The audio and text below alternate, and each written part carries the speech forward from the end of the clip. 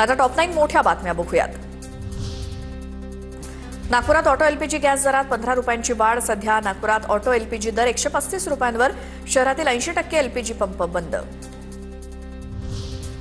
पुण्याच्या चाकणमध्ये gas tanker बंद, अवैध गॅस भरणाऱ्या टोळीचा पर्दाफाश, 49 लाखांचा मुद्देमाल जप्त।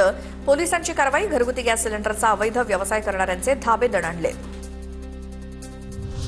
रत्नागिरीतील एलपीजी ऑटो गॅस पंपाला 12 दिवसांनंतर गॅसचा पुरवठा। एका वाहन चालकाला केवळ 500 रुपयांचा गॅस मिळणार। गॅस पुरवठा कमी झाल्यामुळे व्यवस्थापकांचा निर्णय। नाशिकमध्ये खासगी स्कूल व्हॅन चालकाकडून अल्पवयीन मुलींचा विनयभंग, 8 ते 9 मुलींची गैरवर्तन केल्याची तपासातून माहिती समोर। व्हॅनमध्ये बसवताना किंवा उतरवताना मुलींना अयोग्य स्पर्श केल्याचा आरोप। संशयित चालक सुरेश नामदेव पाटीलला पोलिसांकडून अटक।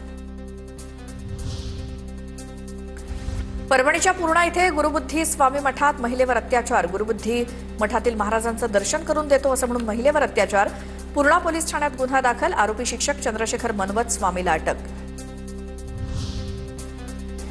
भोंदू ऋषिकेश वैद्यनं पीडितेला पती आणि मुलाला मारण्याची धमकी दिली।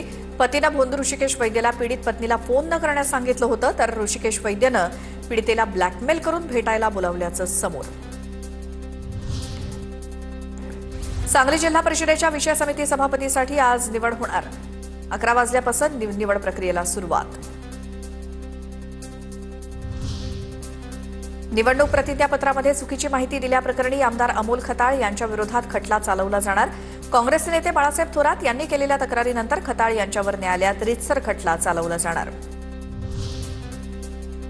बारामती पोटनिवडणुकीसाठी उमेदवारी अर्ज भरायला सुरुवात। आतापर्यंत 3 उमेदवारी अर्ज दाखल, मात्र तिन्ही अर्ज पुणे जिल्ह्याबाहेरचे असल्याची माहिती।